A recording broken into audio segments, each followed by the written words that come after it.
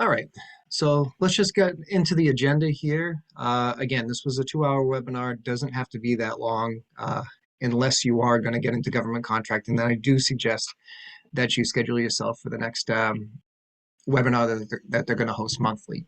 We're going to cover the certification process and the couple little changes really that they made to it.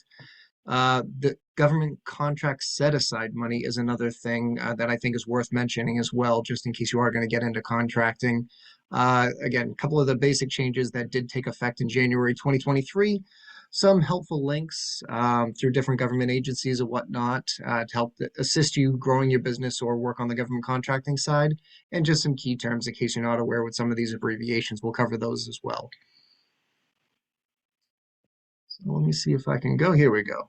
So this is the actual government set-aside money itself. It's broken down by different category, depending on how you qualify, and you can qualify for more than one category at a time. So if you are a woman-owned business and you happen to be service connected as well, the service disabled veteran-owned business, you can qualify for more than one at a time, is something that they did say in that meeting. So just something to think about if you are going to apply for the contracts. You can apply as either or. But as far as percentage wise, they set aside, now there's a $500 billion here that they set aside every year. These figures that I'm going to show you next are basically what they did in 2021 for the actual allocation, what it means dollar amount, because $500 billion is a tough number to wrap your head around. But here's the breakdown of the different women-owned, disadvantaged business, the hub zone, which we'll cover a little bit more, the service disabled veteran-owned business. So let's just get into what that really means dollar-wise. So as far as set-asides for small businesses, they set aside $154 billion for small businesses. For the women-owned small businesses, it was just over $26 billion. The small disadvantaged businesses was over 62. The service disabled veteran owned was over $25 billion that was set aside in 2021. And the hub zone is over $14 billion that was set aside. So again, plenty of money out there. If you are looking to get into contracting, you can get a piece of that pie. So again, just food for thought. But the new steps, now this is the critical thing. The major thing is you can no longer self-identify if you're a veteran-owned or service-disabled veteran-owned business. Now the SBA has taken over that more formalized certification process. So this year you are going to have to certify if you are one of those categories. And this is the process to go through. Like anything else related to the government, you have to go through sam.gov, make sure you have an account there. Now, this is an account that should be free. So if you get an email from a service that's saying you need to pay $300 or $800 to renew your SAM registration, well, you don't have to ignore it, but you don't. I suggest that you ignore it because basically they're going to provide a service to you that's completely free. All you need to do is log back in and re-verify your information, and you're good for another year. So there's no cost to registering. So unless you feel like throwing away $300 to $800, then I would ignore emails that you get from those third-party agencies that will do it for you. Second step, you go through the certification process, or you start it. Certified.sba.gov is where you go through to start that process and go through. Now, you are going to need to know, for anybody who's worked in this space, knows that you need to know what sort of industries you work in for the government. You have to identify that. So the NAICS codes are what you need to do to identify your business and what kind of niche you fall into. If you're not sure what NAICS codes are, feel free to just, I mean, you can literally Google it, and then it'll take you through the information through the Census Bureau, and you can figure out what industry your company actually falls under, and then just take that code and plug that in when you do your registration process.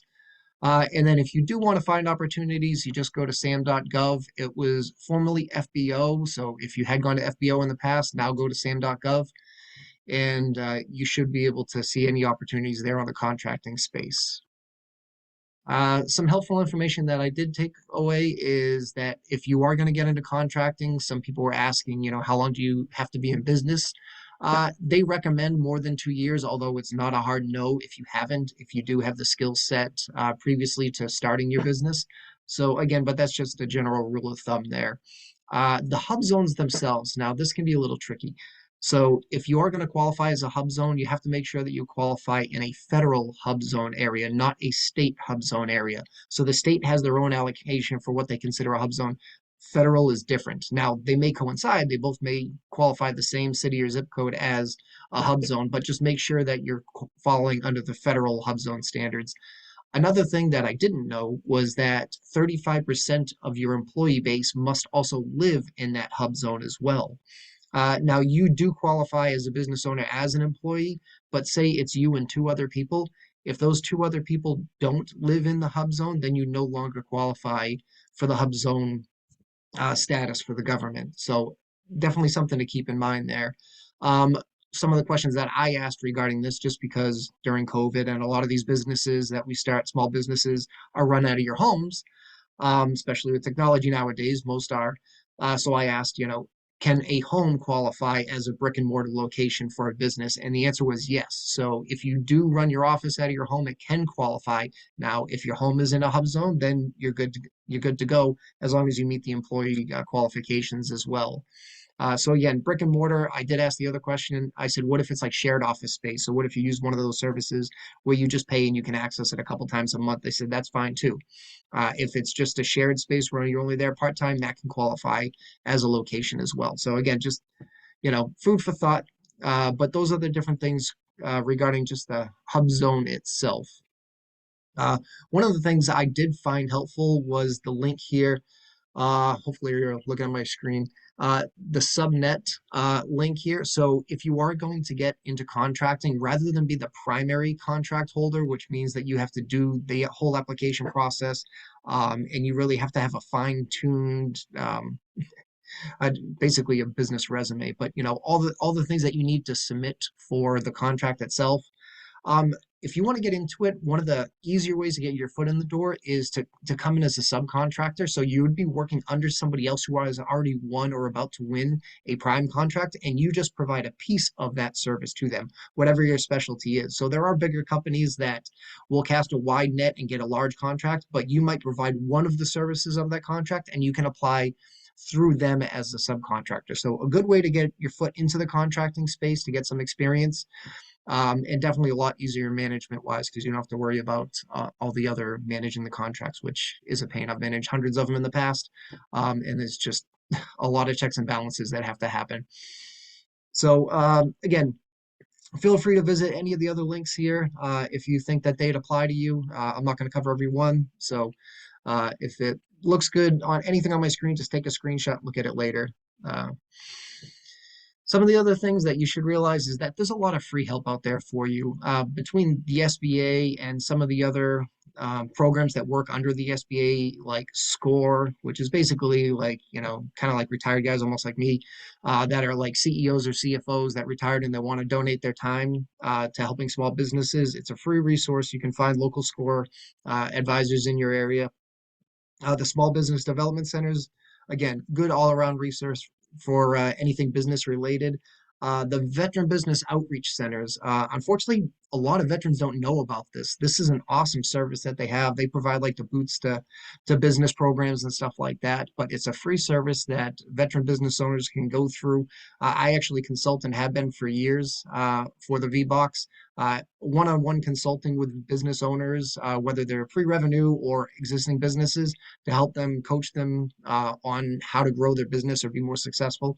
So again, great resource there. And if you are going to get into government contracting, the PTACs, the procurement technicians, technical assistants, these are where you want to go. They are the subject matter experts when it comes to contracting. So if you do have questions or anything like that, definitely use your PTAC centers. They'll be able to tell you exactly what you need to do, help you break down exactly what has to go in the contract, to get the award and everything like that. So great resource there. And then just some key terms. Here again, I'm not going to run through all of them, but if you're not sure about some of the acronyms or abbreviations, here's just a list of some of the basic ones that you might see or hear. So feel free to just, again, take a screenshot of this, keep it as a little note for yourself. But other than that, I hope that this was useful to you. Again, if you just need to register yourself, a couple small changes. If you're veteran owned, service disabled veteran owned, there's a new way to go about doing that. If you are going to get into the contracting space, again, hopefully some of the information here will help you out. If you do want to learn more, you might benefit from going through the full 2 hour, and it was like 2 hours and 10 minutes. But they're hosting it once a month. I've had previous links in my articles and posts on LinkedIn. If you have any questions, feel free to reach out to me here on LinkedIn, David Jones, or you can search 214 Consultants. Again, I'm a small business coach, and I really just want to help every small business reach their version of success. So that's my hope to you. And if you have any questions, reach out to me directly. All right. Have yourself a great day. Take care now.